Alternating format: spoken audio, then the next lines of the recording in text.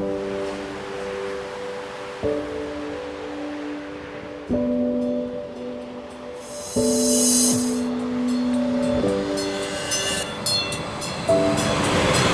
you vote yes on 4A in the FasTracks plan, it could change the way you spend your time. It was very hectic in the days leading up to the vote. There were meetings all around the city. We couldn't advocate for voting for or against it, but we could explain what FasTracks was. The district did maybe 1,500, 2,000 presentations over a 2-year period or so.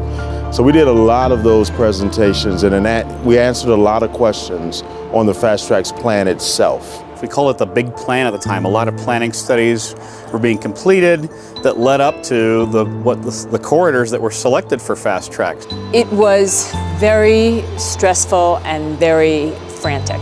There's a lot of things that have to be filed in very tight timeframes right before the election. And if you miss any of those deadlines, you don't get on the ballot. Wednesday morning, I get into the office, and we had had a late board meeting the night before. The Independence Institute had moved for an injunction to stop RTD's Tabor notice from going out, which would have at that point probably stopped the election. And I'm there in the courtroom, and this judge is talking about a remedy. And I passed out cold. They called in the paramedics, insisted that the judge let me finish arguing, because again, these notices are going out Friday with or without RTD's statement or not. Well, it was a very stressful time, but it was also very exciting because we were able to get so many people to collaborate and come together to support FasTracks. Everyone from the then mayor, now governor, and all 31 metro mayors. And it was really something to see how everyone recognized the importance of this. Naysayers came up with all of these questions, and we were able to keep people focused and on message about how important this was for the long term. Thought we were under one provision, we were under another, and the judge listened after that, and he wound up ruling in our favor. But it was just a wild time. Freedom is on the march. An election this important. America's best days are ahead of us. Stakes this big. We've been through a lot together. Issues this Election day was probably one of the most exciting days for my RTD career because there's a lot of excitement in the air. I remember that election day. It was also a national election day for the president, so that was an exciting time. It was actually a very nervous time because prior to FasTracks, that vote, there was Guide the Ride. And that was a situation in which we weren't successful as far as the ballot initiative was concerned. I think a lot of people were optimistic at that point too, and so there was, there was that history, but we were far more prepared, had done a lot more information seeking and a lot more information gathering and getting the word out to folks. We were answering a lot of questions about the vote and nervous to see whether it would pass or not. Right now, 6 states are about to close in 6 seconds from now. By election day, a lot of our polling had shown that the measure was probably going to pass. So we spent that election day writing 2 stories, but I spent more time writing the one that presumed that it passed than the one that it didn't, because you don't want to have one of those Dewey defeats Truman moments, Ernie Bjorkman and Wendy Broughton. It was pretty nerve-wracking. I just couldn't wait until 7 o'clock came and the polls closed and we would begin to get the tallies in.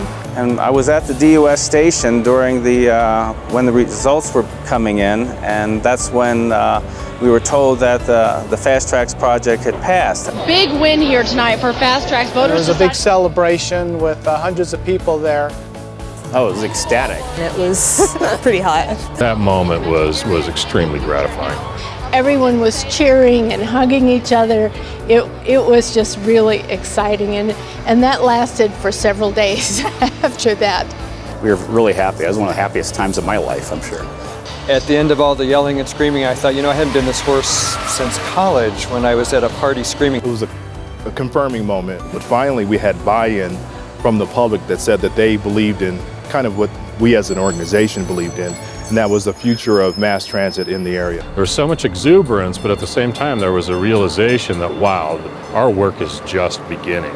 We were talking about 9 projects Some of them were just extensions of what we had, but 6 new corridors entirely. And no one's wasting any time. Plans are already underway to That was the first thought that came to my mind. Let's get to work. Let's figure out how to build this infrastructure and build this investment according to the plan. Imagine living in a place where you can easily get from one place to station scheduled to begin accommodating the fast light rail, scheduled to open to the public in 2015. District's FasTracks program, Lakewood, Lone Tree, and others. I think it's good after 10 years to look back on what really has been accomplished. Well, we've gone through a worldwide a global financial collapse.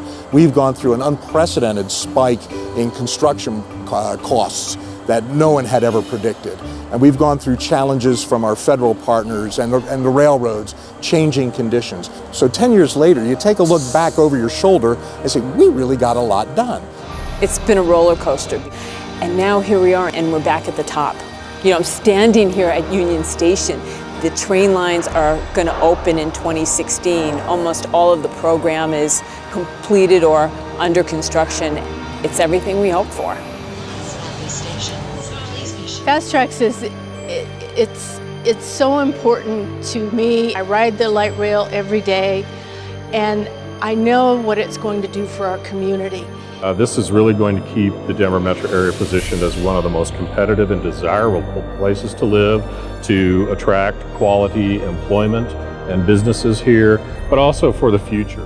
When we look at Denver Union Station where we are now, when you look at the line to the airport where we're about 15 months away or so, when you look at the various other lines, what I see is a tremendous investment in our infrastructure. I see our grandchildren, our great-grandchildren using this infrastructure for the next 100 years. It's going to be great when I get a little bit older and all my grandkids are riding it. And as you're driving down the corridors, you can say, I had a part of that.